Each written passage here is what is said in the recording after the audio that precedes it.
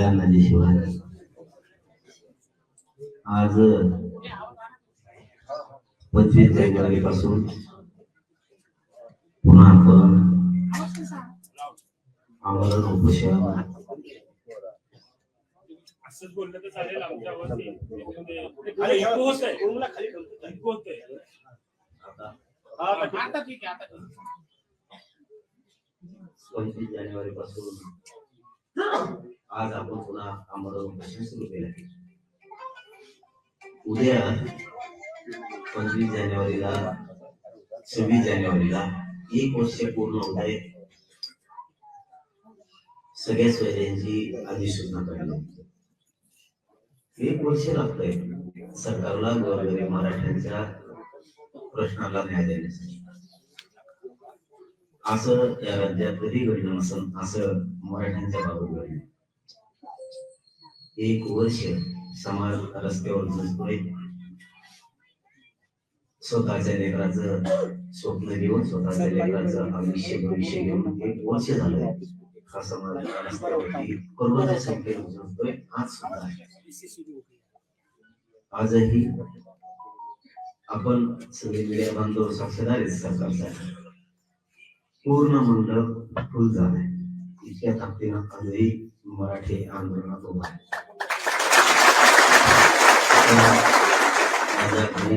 मराठ्यांच्या प्रश्नांचे जाण मात्र सरकारला नाही.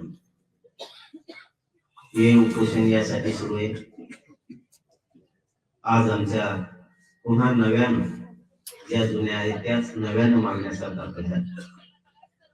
मराठ्यांना सरसकट कुणबी प्रमाणपत्र द्यायचे हा कायदा किंवा हा अध्यादेश जी.आर काढून या राज्यातल्या सरसकट मराठ्यांना कुणबी प्रमाणपत्राचं वाटप करण्यात तात्काळ यावं.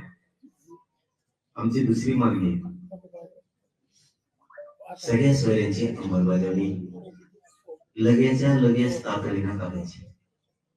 आता 1 वर्ष होते, त्यापेक्षा आमच्याकडे अंदाज संयम नाही. सगळे सोयरे म्हणजे तेही मीडियाच्या माध्यमातून ज्या मराठ्यांची कुणबी नोंद निघाली त्या नोंदीच्या आधारावर पिढ्यांना फार परंपरेनुसार लग्नाच्या गणगोतातल्या सोयरीकी जुळत्या त्या राज्यांतर्गत येणाऱ्या सर्व सगळ्या सोयऱ्यांना कुणबी प्रमाणपत्र द्यायचे. कारण ज्याची कुणबी नोंद निघाली त्याचा व्यवसाय आणि त्याच्या सोयऱ्यांचा सगळ्या सोयऱ्यांचा व्यवसाय एकच आहे म्हणून, आणि ज्याची कुणबी नोंद निघाली त्याच्या सगळ्या सोयऱ्याला कुणबी प्रमाणपत्र नोंद नाही निघाली तरी या कारणासाठी द्यायचंय की ज्याची कुणबी नोंद निघाली त्याची पोटजात उपजात म्हणून आणि व्यावसायिक म्हणून त्यांना कुणबी प्रमाणपत्र सरसकट द्यायचे. आमची मागणी शिंदे साहेबांची समिती गठीत केली, मात्र तिला मुदतवाढ दिली नाही. तिला तातडीनं मुदतवाढ द्यायची. कक्षे पूर्वीचे जे स्थापन केलेले होते मुख्यमंत्री शिंदे साहेबांना ती पुन्हा सुरू करायची. वंशवर समिती गठीत करायची. शिंदे समितीला उर्दूचे, फारसीचे आणि मोडी लिपीचे अभ्यासक द्यायचे, मनुष्यबळ वाढवायचे. ज्या नोंदी सापडल्या प्रत्येक जिल्ह्यातल्या काही जातीवादी अधिकाऱ्यांनी जाणून बुजून नोंदी असून सुद्धा प्रमाणपत्र दिले, ते ताबडतोब प्रमाणपत्र वितरित करून व्हॅलिडिटी करायची, ताबडतोब द्यायचे. या मागण्यासाठी जवळपास पावणे 2 वर्ष झाले आम्ही सलग झुजतोय. सरकारने आमच्या आंदोलकांवरती खोटे गुन्हे दाखल केलेले ते सगळे सरसकट मागे घ्यायचे हे त्यांनी कबूल केलेले. आजपर्यंत त्यांनी ते घेतलेले नाही. आमच्या हैदराबाद गॅजेट हे गॅजेटियर सुद्धा तात्काळ लगेचच्या लगेच मुख्यमंत्री फडणवीस साहेबांनी लागू करायचंय. सातारा संस्थांचं, बॉम्बे गव्हर्नमेंटचं, औंध संस्थांचं हे तातडीने लगेचच्या लगेच ते लागू करायचे, त्याची अंमलबजावणी करायची. म्हणून आजपासून पुन्हा आमरण उपोषण सुरू आम्ही केलंय. मराठा आरक्षणासाठी आत्महत्या केलेल्या जे बांधव आहेत त्यांना आणखी निधी सरकारनं दिलेला नाही, त्यांना शासकीय नोकरी सामावून घेतलेली नाही, हे ते तातडीनं घेण्यात यावं ही सरकारकडं आमची मागणी. अशा 8-9 मागण्या आम्ही सरकारकडे दिलेल्या आहेत, त्या काही नवीन नाही, पूर्वीच्याच त्या मागण्या, त्याच्यात नवीन काही नाहीये. सरकारच्या इथे पाठ आहे, नव्याने सांगायची गरज नाही. म्हणून मुख्यमंत्री फडणवीस साहेबांना विनंती आहे की ज्या 8-9 मागण्या आम्ही तुमच्याकडे दिल्या त्याची तातडीने अंमलबजावणी लगेच आपण करा आणि या गोरगरीब मराठ्यांच्या लेकरांचं दुःख वाटून घ्या, समजून घ्या. आणि जे मराठा समाजानं अशा अपेक्षा आहेत आपले मुलं मोठे होण्याच्या, त्या तुम्ही पूर्ण करा ही विनंती. याचबरोबर संतोष भैया देशमुख यांची क्रूरपणानं हत्या करण्यात आली, त्यासाठी सुद्धा आपण सगळ्यांनी लढायचंय. या आंदोलनात पहिल्यांदाच, या उपोषणात पहिल्यांदाच संतोष भैया देशमुखांची सुद्धा आपण मागणी घेतलेली की त्या सगळ्या आरोपींना फाशीची शिक्षा झाली पाहिजे. आणि जी कडी आहे पूर्ण साखळी, ती सगळी साखळी सापडून तिचा पूर्ण गुंडगिरीच्या टोळीचा नायनाट करायचा आहे, ही सुद्धा मागणी आपण या आंदोलनात घेतलेली. सोमनाथ सूर्यवंशी असतील, वाकोडे साहेब असतील, यांच्याही ज्या मागण्या आहेत त्याही सरकारनं मान्य कराव्या. संतोष भैयाला न्याय मिळेपर्यंत आपण सगळेजण लढणार आहे. मी आणि हे राज्य आपण सगळेजण मिळून लढणार आहे. संतोष भैयाला न्याय मिळण्यासाठी सुद्धा हे उपोषण सुरू आहे, कारण ही मागणी आपण त्याच्यासाठी पण घेतली. इथूनही आपण संतोष भैयासाठी लढणार आहे. पुन्हा शेवटचं सांगतो, कारण लय बोलायची गरज नाहीये. पुऱ्या सरकारला माहिती आहे मराठ्यांच्या मागण्या काय. आमच्या सगळ्या ज्या मागण्या तुमच्याकडे 8-9-10 मागण्या, त्या सगळ्याची सगळ्याला त्याला तातडीनं अंमलबजावणी द्या ही मुख्यमंत्र्यांना या ठिकाणावर विनंती. आणि एक खात्रीशीर सांगतो, किमान मराठ्यांशी आणि बेमानी मुख्यमंत्री करणार नाही याची खात्री आणि त्याची जाणीव त्यांनी सुद्धा ठेवावी. आमच्या मागण्या तातडीनं मार्गी काढाव्यात, कारण हे उपोषणाचं लोन पूर्ण राज्यभर आता पसरणार. इथं आता सामूहिक उपोषण, पण आता ज्याला बसायचे त्यालाच बसा असं सांगितलेलं. जोर जबरदस्ती कोणालाही घरच्याचा विरोध असेल तर कुणीही उपोषणाला बसायचं नाही. मी एकटाच खंबीर आहे. तुम्ही फक्त आशीर्वाद पाठिंबा द्यायला जरी आला. आज पहिल्या दिवशी इतके लोक कधीच येत असते की मला इथून पाठीमागं पक्का माहिती आहे काय 2.5 वर्ष झाले आंदोलन करून. इतके लोक पहिल्या दिवशी येत नाही. जेव्हा माझी तब्येत खराब होईल तेव्हा राग आला. आज पहिल्यांदाच असं घडलं 2.5 वर्ष की आंतरवालीतला मंडप पूर्ण बुजला. म्हणून आपण सामूहिक उपोषण आहे. आता लोक पण भेटायला येणार आहे, लोकांना भेटायला पण जागा पाहिजे. त्यामुळं जे कोणी उपोषण करते जरा एका बाजूला बसते तर बाकीचे लई येता नाही तर तुडी देते आपल्याला. म्हणून थोडं आपणच आपली काळजी घ्यायची. आणि लई मोठे जर वाढले तर आपण पलीकडे 4-5 एकर रान नीट केले, विशाल पटांगला जोर पडायचा तिकडे, काही टेन्शन नाही. इथं मात्र इथून जर इकडे बसतात सगळे जे कोणी असतील उपोषण करते तर TPS सगळं येणाऱ्या लोकांना ते आपल्याला भेटायला येणार. सगळे जर असे झोपले तर लोकांनी भेटायला कसं यायचं तुम्हाला. त्याच्यामुळे इथून पलीकडे जर तुम्ही बसले तर TPS सगळं लोकांना भेटायला यायला, लोक तुम्हाला आम्हाला सगळ्यांना भेटायला. रुटीन प्रश्न आहे की या पूर्वी काही सरकारकडून बोलणी झाली, काही चर्चा झाली नाही. सरकारकडून कसलं बोलणं नाही, कसलं काहीच नाहीये. बोलणं नाही, काय नाही. काय मुंबईत मोर्चा सुरू आहे, आक्रोश मोर्चा, तिथेही मोठ्या संख्येने लोक जमले. हो, मुंबई सुद्धा आज मोर्चा आहे. मी कालच आवाहन केलंय की बांधवांनी त्यामध्ये सहभागी व्हायचंय.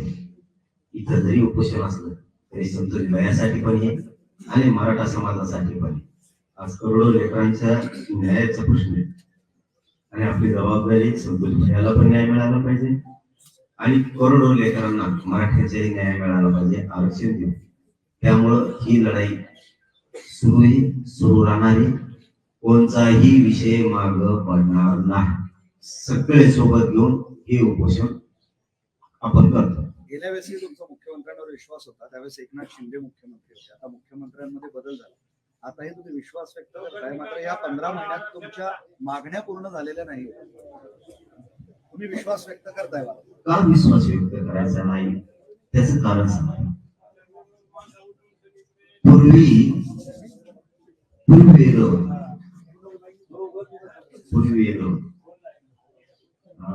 टाकला टाकली व्हायची. फडणवीस साहेब म्हणायचे मी शिंदे साहेबाला का वाढवी, त्यांना विचारून मला ते करून देत नाहीत मला माहित. आता तुम्हीच काही टेन्शन आहे का? ढकलाढकली आहे आता सरकार तुमचं, मुख्यमंत्री तुम्ही, बहुमत तुमचं. आता काय लोड आहे का? आता आम्हाला कळत मराठ्यांविषयी तुमच्या मनात द्वेष, राग, आक्रोश आहे का नाही?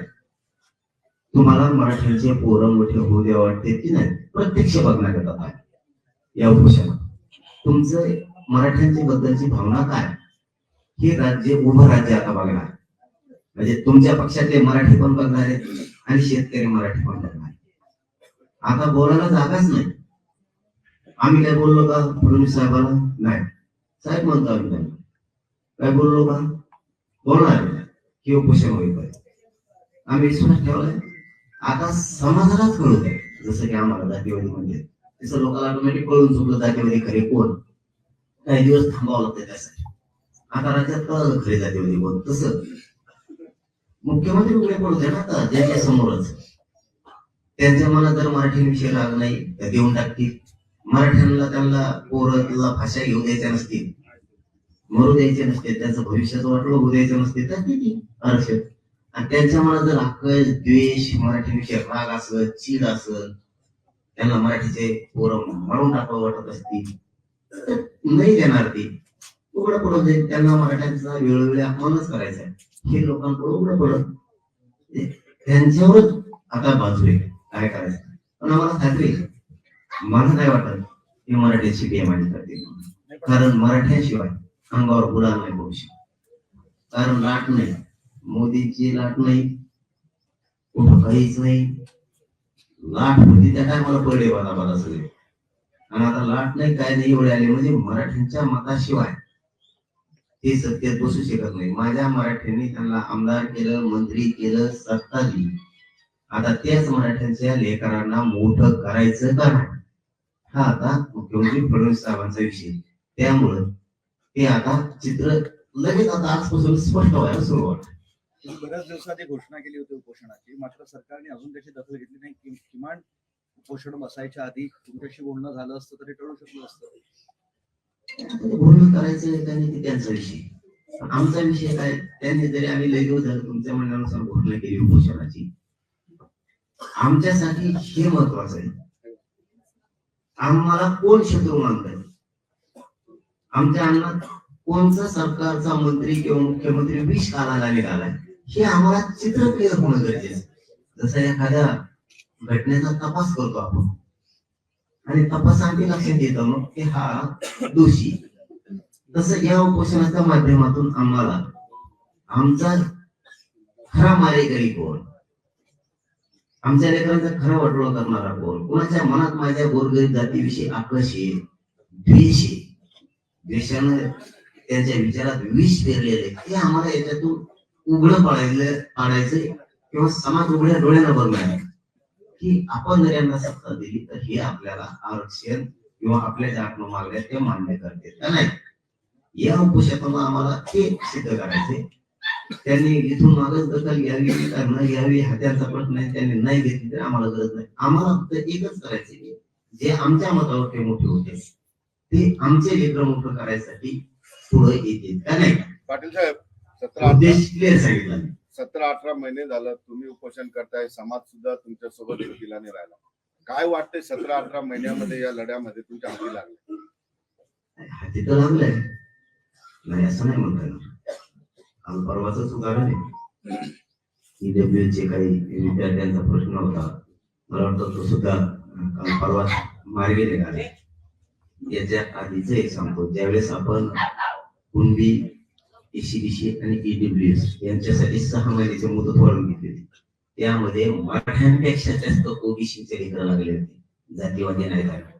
दुसरं, मुलींना मोफत शिक्षण मिळालं, त्याची अंमलबजावणी नाही केली वाटतं, आता कळालंय, आता करतील या उपोषणात असं वाटतंय. ECBCचं आरक्षण आम्हाला मान्य नाही, ते टिकणार नाही, पण तेही विद्यार्थ्यांना मिळाले. आणि 57 लाख नोंदी म्हणजे 2-2.5 करोड मराठी आतापर्यंत आरक्षणात गेले. आतापर्यंत हे कधीच होणार नव्हतं, कधीच होणार नव्हतं. एका गावात 2 तरी पोरात सध्या लागायला लागले आताची पुढची. कोणी MBBS ला, BHMS ला, कोणी इंजिनिअरिंगला लागतंय, कोणी पोलीस मध्ये चाललंय, कोणी आरोग्य विभागात चाललंय, कोणी कृषी विभागात चाललंय. वेगळ्या वेगळ्या नोकऱ्याला आमचे पोरं गावातून एक तरी सध्या लागायला लागले. आणखी 5 वर्षांना हे प्रचंड याचं मोठं रूप दिसणार की पोरं मोठे झालेले, श्रीमंत झालेले, आपल्या घरानं उचललेलं, ही 4-5 वर्षाच्या नंतर आणखी उघडं पडणार. म्हणजे जास्त याला काय म्हणू त्याला, त्याला जास्त ही होईल.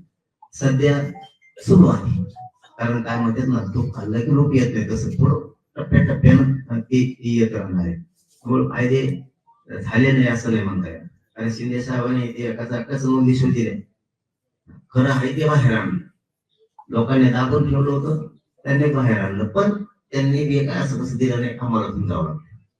त्यांनी का मागितलं लगेच दिलं असंही नाही, पण केलं ज्यांनी त्याला केलंच म्हणलं पाहिजे. म्हणून आता मिळालंय, आता ही लढाई राहिलेलं मिळवण्यासाठी आमचं हैदराबादचे गॅजेट राहिले, सगळ्या सोयीची अंमलबजावणी राहिली, ती मात्र तातडीने करावी. त्यासाठी हे उपोषण आहे. आणि आम्हाला लक्षात येऊन जाईल आमचा मारेकरी कोण. वैयक्तिकवर आता असं म्हणाले की आता जरांगे यांच्या आंदोलनाला धार राहिली नाही, वारंवार आंदोलन अर्धवट सोडणे चुकीचे आहे, पण कोर्टात पूर्वीप्रमाणे आरक्षण निर्णय झाल्याशिवाय निवडणुका होऊ देणार नाही, ओबीसी समाज हे सहन करणार नाही, 50,000 जागा ओबीसीच्या हक्काच्या आहेत असं तुमचं म्हणणं. त्याला अंतरावली तुम्हाला माणसं धार आहे का नाही, इथे ये नसतील नजर फिरणार फिरा रे काय मेरे भाई हो, त्या खायला अंतरावली काय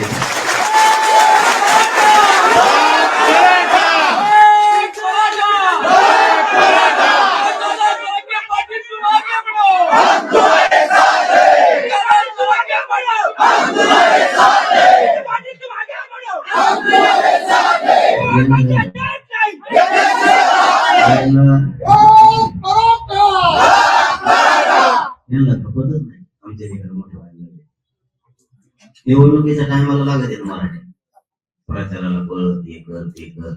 आमच्या लेकरांचा आयुष्याचा विषय आला की यांनी सुरू केलंच. पहिल्यासारखं राहिल्यानंतर तो पहिले दिवस म्हणा, पहिल्या दिवशी एवढे लोक असतात, एवढे लोक आहेत.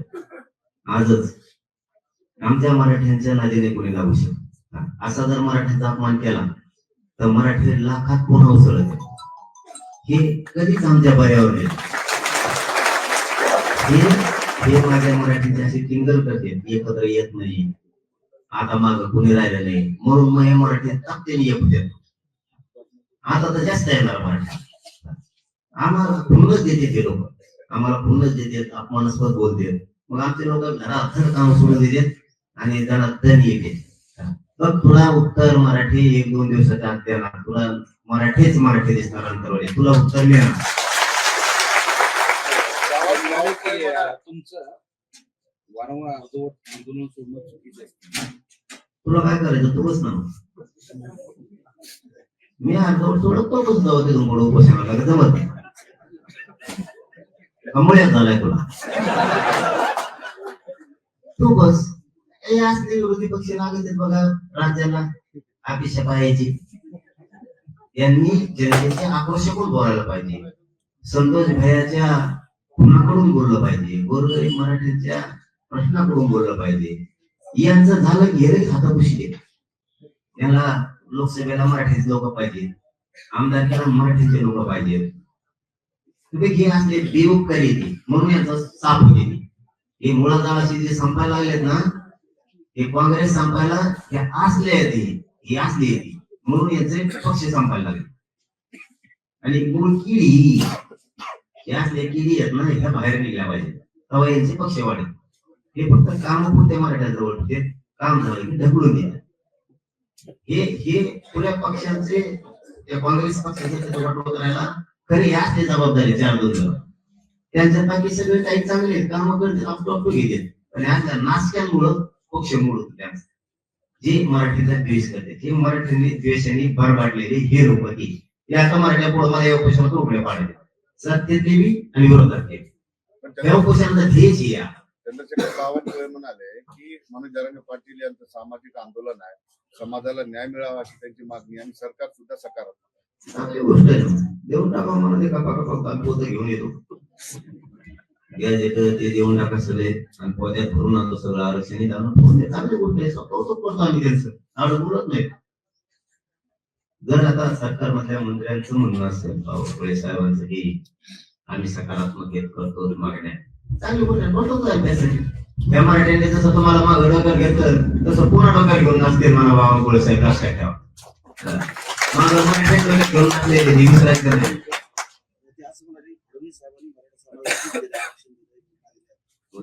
देऊन टाका ना, कोणची ECBC दिलं तर त्याच्यात आता पोरं बाहेर काढले सगळे. ECBCच्या पोरांकडं ऑप्शनच नाहीये शिष्यवृत्तीसाठीचा, त्या स्कॉलरशिप साठी. आता कॉलेज 100% फीस मागायला कशाला दिलं 10% आरक्षण, नेमकं दिलं कशा?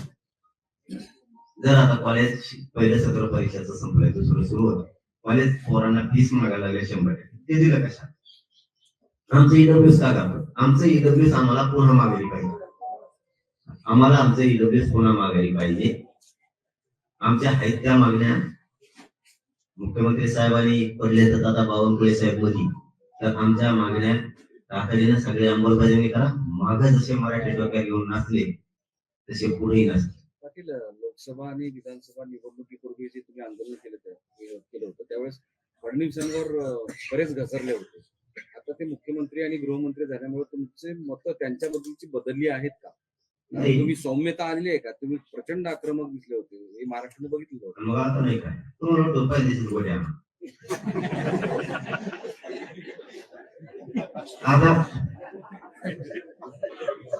आता म्हणलं ते आता सुरू होईल ना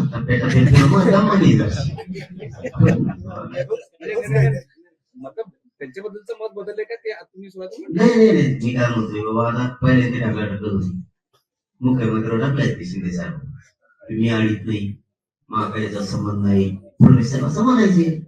मग आता आम्ही काय सुरू केलं, आता कोण आहे मुख्यमंत्री? तुम्ही सत्तावर तुमची, खालून तुमची, कुंकडून बी कुंकून खालून धरलं तरी तुमचं, वरून धरलं तरी तुमचंच आहे, त्याला काय अडचण नाही. मग आता आम्हाला फक्त या ऑफिसमधून बघायचंय, मराठ्यांविषयी ती त्यावेळी ढकलाढकली होती, आता तुमच्या हातात. तुमच्या मनात मराठ्यांविषयी राग द्वेष आहे का नाही? तुमच्या मनात आमच्या लेकरांच्या अंगणात विष घालायचं जे तुमचे विचार आहेत, आम्हाला जे वाटते ते आहेत का नाही त्याच्यात उघड्या पाडणार. म्हणून तुमच्यावर विश्वास ठेवलाय. आमचं द्या मागण्या सगळ्या मान्य करा, हरकत नाही. तुम्ही नाही दिल्या तर मराठा समोर क्लिअर चित्र होणार आहे. आणि मग 25च्या नंतर त्यावेळेस उपोषण आता संपत तेव्हा तर काहीच बोलणार नाही, हे उपोषण पुरं होत. पण याच्यानंतर मग लागला आपण त्याचा सांग. तत्कालीन मुख्यमंत्री एकनाथ शिंदे या आंदोलनाच्या काळामध्ये तुमच्या नेहमी संपर्कात असायचे, त्याच्यावर तुमचा विश्वास पण होता की ते देतील असं तुम्ही सातत्यानं बोलायचे. आता ते संपर्कात आहेत का? ते काही देणार असं म्हणतायत काय? आता पुढे मुख्यमंत्री, आता पुढे आणि मुख्यमंत्री आहेत ना, आपण त्यावेळेस काय म्हणायचे, त्यांना करू दिलं जात नसायचं. आता काय प्रॉब्लेम आहे? आता सगळं तुमच्याकडेच आहे ना. ते होते तर त्यांनी काय दिलं, आता राहिल्या तुम्ही द्या, जाऊ त्यांना भांडण खेळण्यापेक्षा. शिंदे साहेबले चांगले, फडणवीस साहेबले वाईट, किंवा फडणवीस साहेबले चांगले, शिंदे साहेब लेवल हे म्हणण्यापेक्षा त्यांनी काय दिले तुम्ही काय द्या, बघू द्या ना आम्हाला कोण कोण काय काय दिले, आमच्या लक्षात येणार पाहिजे. पहिल्या दिवशी विचारतो की या उपोषणाचा शेवट कसं असेल, तुम्ही ते आता ऑडिटवर म्हणजे अर्धवट सोडून जातात वगैरे वगैरे, त्यांचं म्हणणं करायला लागलो आंदोलन. प्रश्न त्यांच्या मनात नाही. माझा एक प्रश्न आहे की या उपोषणाचा शेवट काय असेल, असा एक प्रश्न साहजिकच माणसाला पडले. त्यांनी कळायचं आंदोलन म्हणजे काय असतं, त्यांना नाही कळणार. लोकांच्या गरिबांच्या भावना काय असतात, आंदोलन काय असतं, उपोषण काय असतं, कोणत्या टप्प्यावरती थांबायचं, कोणत्या नाही थांबायचं, यांना रांगोळी करून घ्यायची सवय लागलेली. आम्ही चाणक्य बुद्धीनं चाललेले, कोणत्या टायमाला काय करायचं, कोणत्या टायमाला उठाव घ्यायचा, कोणत्या टायमाला समाजाच्या पत्रात काय पाडून द्यायचं, समाजाला काय काय मिळून द्यायचं. आम्ही अर्ध्यात थांबू नाही तर चौथ्यात थांबू. समाजाच्या पत्रात कसं पाडून द्यायचं ही माझा उद्देश असतो. मी माझ्या बुद्धीनं माझ्या हुशारीनं चाललो, मग कधीच न 75 वर्षात मिळणार आरक्षण या गोरगरीब मराठीच्या पत्रात टाकलेला मी त्याच्या म्हणण्यावर मला कसं झालं, मी आता हे उपोषण कसं होणार सगळ्यांना दिसणार. तुम्ही उपोषणाला बसला, तुमच्या उपोषणाला पाठिंबा नेहमी वेगवेगळ्या ठिकाणी वेगवेगळ्या आंदोलनाच्या माध्यमातून मिळत होतं. ते आता महाराष्ट्रभरातले जे तुमच्या आंदोलनाला पाठिंबा देत आहेत त्यांना तुम्ही काय सांगणार आहे, त्यांनी इथे यावं किंवा त्यांचे आंदोलन करावं की काय? सगळ्यांनी एका जागेवर इथं अंतराळीच करायचंय, राज्यात कुठेही करायचं नाही. पण काही गावं ऐकणार नाही, आम्हाला निरोप येत ना रात्री, ते म्हणतात आता आम्ही आमच्या गावातही करतो. आता काय लोकांना. पाटील साहेब, तुम्ही उपोषण संपल्यानंतर एकेकाची बघू म्हणताय, पण उपोषण चालणार किती दिवस आहे, काय ठरवलंय तुम्ही? चालणार तर यावेळेस काहीच नाही, पण तुमच्या समक्ष सगळं दिसणार आहे किती कठोर, तुमच्या समोर कठोर किती होत आहे ते तुमच्या समोर दाखवणार आहे. काय वेगळेपणा कठोर कठोर शब्द प्रत्येक वेळेस तुम्हाला आता यावेळेस नाही सांगणार, तुम्हाला स्वतः दिसणार. होऊन जाऊ दे आता काय व्हायचं. मराठी पण आता पक्के झालेले, त्यावेळेस मिळवायचं. चल धन्यवाद.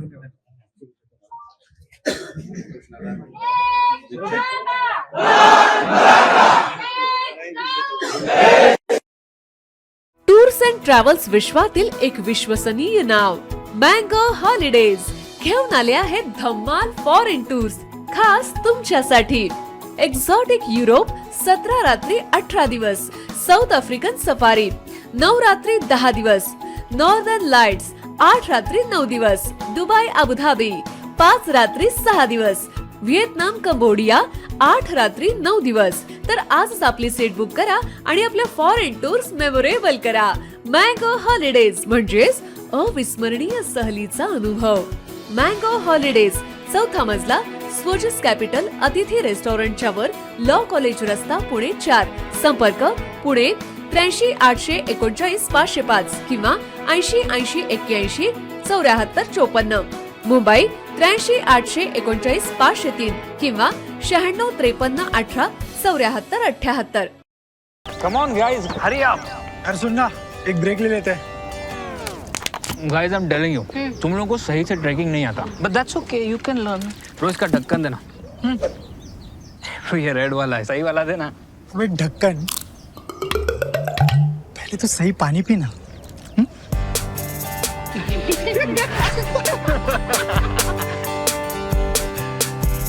Manikchand Oxyrich, proudly Indian.